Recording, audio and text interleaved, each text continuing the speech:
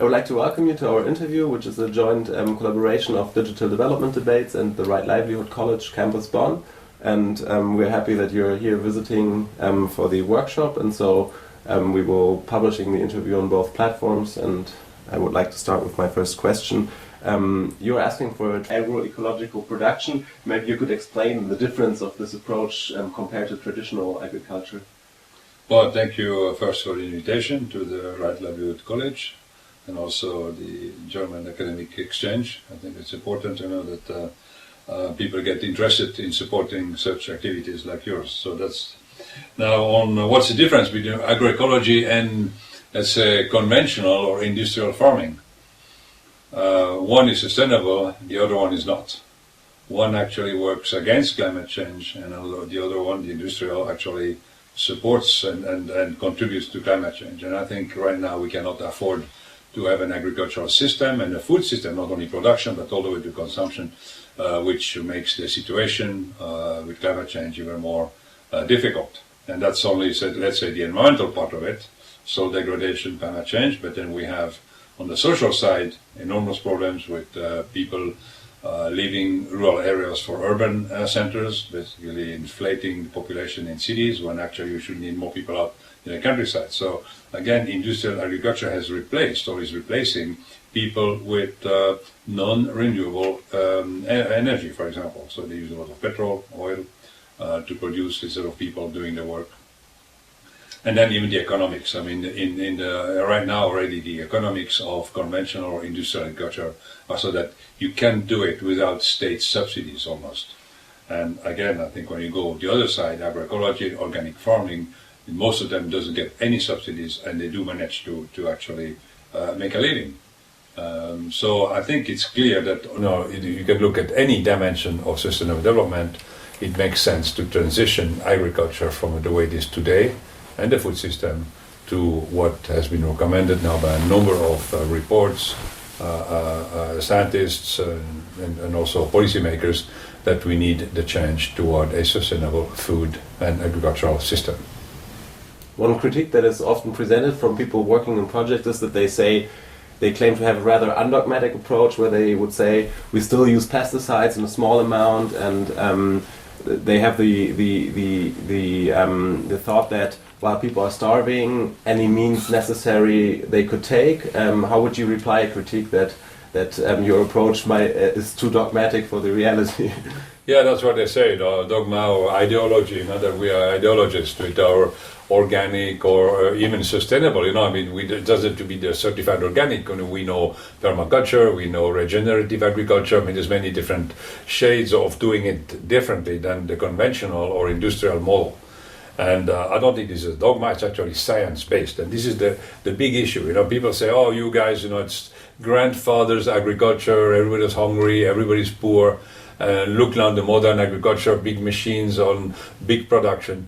Actually, I think if you look from a sustainability point of view, it was done better in the past. It was not perfect by any means, but I think the change which happened in the last 60 years since the invention of hybrid maize, rice, and other crops, crop improvement, the green evolution approach, basically breeding new crops which were more able to use surface water, and also because of the shallow roots, and also absorb more of the synthetic fertilizer to grow more. That's the trend, that's green evolution. But now we have either too much or too little water, fertilizer become more expensive, they are non-renewable, that's using non-renewable resources, a lot of energy, and because the plants grow fast in a artificial environment, they become very susceptible to disease and pests. So we have built a whole a castle of cards which doesn't take much to collapse. On the other hand, the alternative agriculture models, again, they're also science-based, not enough science yet because there was no money to do a lot of science in the past, but show that by knowing more about the soil structure, the soil biology, we can grow healthier plants which need less pesticides or none at all if you do the proper rotation of crops. The animals are part of the farming system, so they're not in a factory somewhere, but they're part of the system, so we recycle carbon. So you can see that this is a system which has in it the characteristic of sustainability versus the other one which has the characteristic of non-sustainability. Although it produces a lot, but then again you can go look at what do we produce here. I call it empty calories. A lot of starch, and just look at the people. Obesity, diabetes type 2, it's all due because we have an imbalanced nutrition. And that comes a lot from the way the plants were bred, how a few commodities are grown on a global scale, how they're processed with sugar and all kind of stuff. So basically we can see that we have devoided our food from good nutrition. Again, you go to the other side and you can see that plants who grow in a soil which is in good shape, which has a lot of life in it, and a lot of nutrients, the plants will be healthier. It grows maybe a little slower. It produces maybe a little bit less, but that's not the problem since we grow twice as much as we need today. But it's healthy. And there's evidence, there's ample evidence from scientific research, published, peer-reviewed, that the crops, the plants we grow under the alternative system are actually more nutritious. So what you're asking for is a change on the global scale, and but if we look at the global division of political power and the global division of labor, it seems like a very strong task. At what level could people help to foster a change, or who could take responsibility for bringing up this change? Yeah, we need a global change, because you cannot just change something in one place or just a little bit of something. Because of the global marketing issues, we say actually that we need to do less global and more local production as well as consumption. Sure, there are certain things will be traded on a global scale, that's a small part, and that'll always be like that, there's not a problem. You can do that. But I think we have to refocus our food system more to a local level. And this has many reasons. One is just the fact that if the food doesn't travel that far, it is healthier. Number two, it is also cultural, because you want to know there's certain type of food people eat in certain regions. I think they ought to be maintained because they fit not only the people but the environment. Because just an example, in Africa, maize is a sort of foreign plant. It grows, but it has a lot of problems there. So instead of actually the local plants used to be sorghum, millet, which is much, much healthier. But it's a bit more complicated to grow. So people say, okay, forget about this, just plant maize. This is bad. So I think what we need to do is to transform all this system on a global scale. And you're right, it's not easy. It will be very complicated. It will take policy decision at highest level on the one hand to favor the change.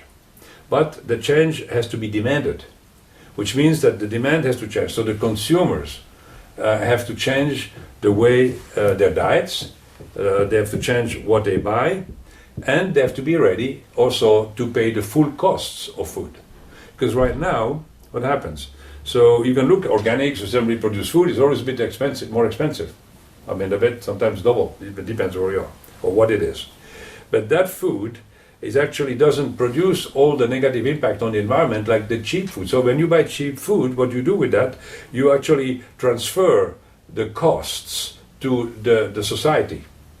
And society pays via taxes, which are used for healthcare, to purify water because it's been polluted by the pesticides and by the herbicides or whatever you've been using, fertilizers. The contribution to climate change, who pays for that? Well, everybody. And our children will pay most of it. So you can see that this cheap food is not cheap. So I think by government really forcing a change and a true price or a true pricing system, the change could be done. But the change has to be radical, it has to be done on a global scale, because agriculture, even in the South, in developing countries, is not sustainable. When people tell you that, in Africa they don't use fertilizer or pesticides, therefore it's organic, it is not by a long shot. And why it's not? Because organic agriculture, again, is based on science, in particular the science of the soil. And so if you just plant things and harvest and don't do anything to improve the soil, you are not doing organic farming. And that's a very important difference. Okay. One thing you said, and a quote that I liked is that you say there is no right to cheap food. And so one of the changes might be that people would pay more for their food. But how would you explain that to a person that has already a scarce income and is counting every penny to get through life? Is that something popular that people would accept? Well, it depends where you are. I mean, Europe, North America, we can pay more for our food. I mean, it's not that we don't have the money. Sure, even Europe has 40 million poor people, America 40 million poor people who hardly can afford the food. But again, for that group of people, you take these subsidies which are given to basically the large farms to produce only lousy food, you actually could relieve the taxes and even support those people down at the bottom to buy better quality food. They will be healthier. Eventually, the system gets better. Because also they would find jobs also in agriculture, because you remove this big machine, people go work on the land again. They use machines. I'm not saying that everything has to do by hand. So basically what you do in developed industrial countries, you also re-employ and basically change the balance between the have and the have-nots. And so again, when you pay only 6 to 10% of your income for food, even if, let's say, the food will be 50% more expensive, how much does that make on your salary? Still nothing, okay? And then, because here we waste still more than half of our food, so instead of wasting it, just consume it. And by half, then you still actually are better off. Still better off, financially. In developing countries, all right, a lot of poor people. But, when you have 70% of the people in countryside, basically who have to compete with the cheap food produced in excess in the north, which comes on those markets, which means they cannot sell their stuff, they cannot get a good price for it. No wonder they're poor. And no wonder they cannot pay more. So we need to change the system there. So more research, so they can produce more with a natural means.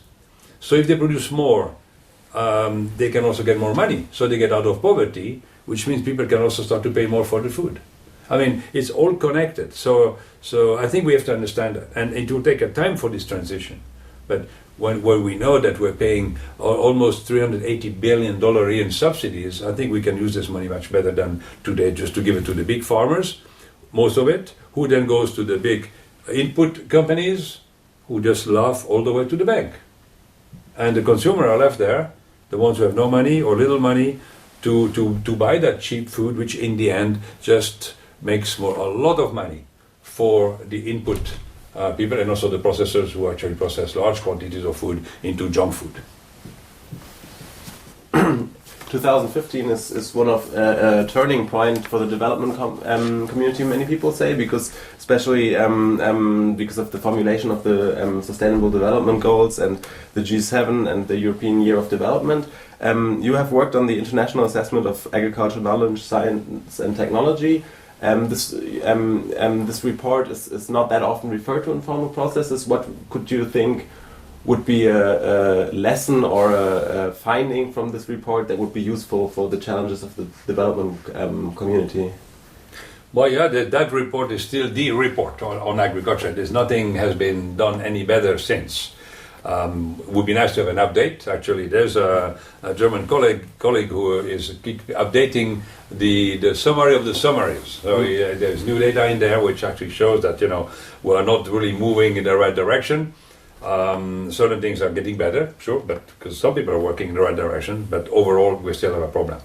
So that report still should remain the basis for any new policies in agriculture and food systems, because it was beyond just the production. It was looking at the impact on the environment also. It was looking at the impact on society. So basically it's really something more bigger than just the production part. Now we have in 2015, as you said, this is the turning point, because we have these Sustainable Development Goals coming, and a lot of the wording which was in the Ag report, you find again in the Rio Declaration, and this has now transpired into the goals, the SDG goals, those 17 goals and 169 targets.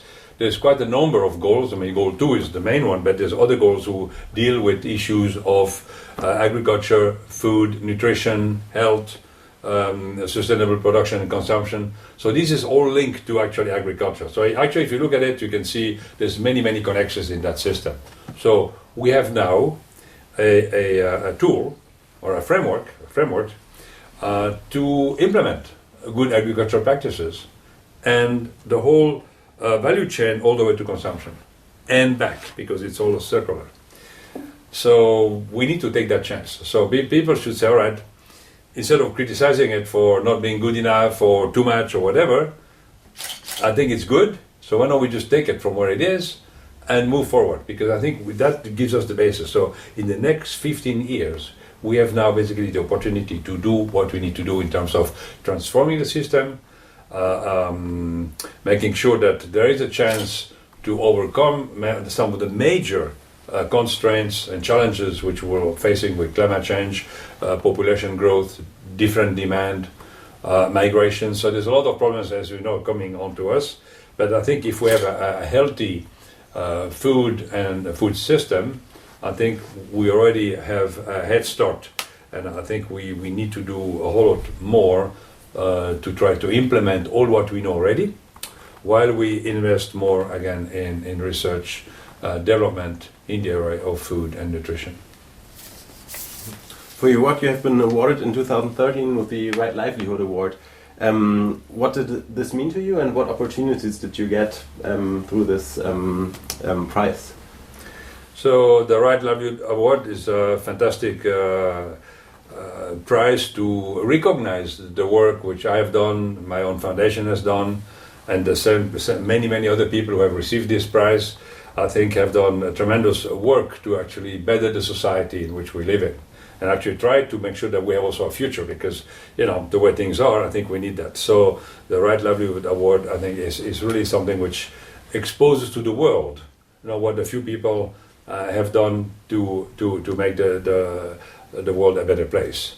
So I think it's great, and it has helped, again, expose a lot of the work which I've done, my colleagues have done, I've done with people to a larger community, and I think also to the decision makers, because, you know, having done this in Stockholm in the parliament, so you can see, I mean, the level of which this is done is very important, because you want to attract the attention of decision makers that there are other ways of doing things. And I think that the Right Livelihood Award has really given these awards to people who have actually taken a chance to try something different.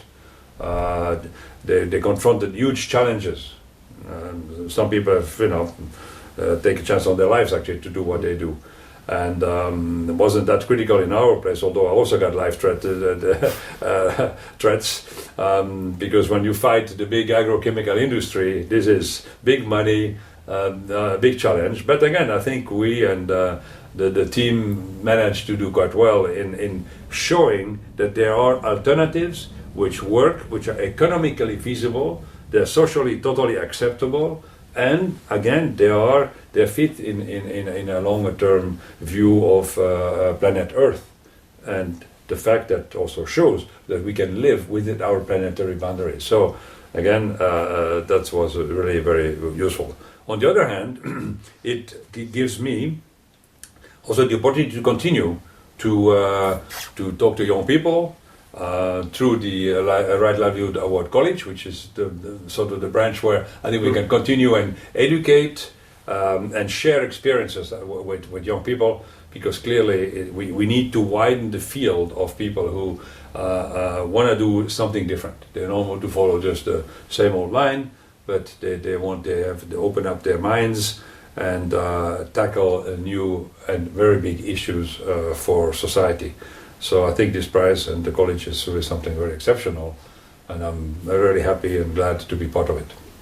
Okay. I think that was my next question. What did you think about the workshop that you're visiting right now on food security and sustainable agriculture, the future of smallholder farmers in Bonn, with 30 doctoral students from all over the world? What is your impression? What is the main lesson you could give the students, or maybe you learned something from them? Yeah, you know, I mean, these workshops is always a two-way street. You meet new people to begin with. That's very good. You learn about what they do, which is also very good because everybody has new ideas. So I think, and we just saw the posters, and I think there's some interesting work being done right now, tackled by these young scientists from 3 different continents, actually 4 continents, because there's Europeans out there, there's Africa, Asia, Latin America. So I think that's very, very great to bring them together. So there's several things happening here. So, at least I and my other colleagues from the Livelihood Award and from the college can meet these young people. That's the one thing. They can meet with each other and then hopefully continue the communication. Because I think we need to create a bigger network of people who have a different mindset, who want to change things. Because too many people out there who are very happy with the way it is, just don't rock the boat. And I think that the people we have been selected who came for this Livelihood College workshop here want to do something in their lives and not just follow the stream. So that's very useful. The topic about smallholder farmers and agroecology, sustainable agriculture, I think that's very important to us. We know that smallholder farmers already, provide the food for about 70% of the people, or 70% of the food which is consumed, or the agricultural products which are consumed, come from smallholder farmers. There's some other numbers out there, but again, if you remove all the food which is taken into ethanol and then made into sugar for industrial purpose, so that's when you end up with about 70%. So that's something we cannot just say, oh, we don't need it. Because first of all, the smallholder farmers produce more per unit area. That's one important thing than large farms. So why would you remove something which produces more than the other one? Well, it doesn't make sense, right? It provides jobs, and it could provide even more jobs if we were to do this properly. The fact that we are discussing here is also to try to make sure that smallholder farming becomes or is economically viable, that it is not just hardship. And that's important because if you want to keep the young people on the land, we have to make sure that agriculture is rewarding financially and also from the society point of view. So to be a farmer needs to be not the lowest element in society, but actually the highest, because no food, nothing, right? I mean, if people have no food, everything would stop.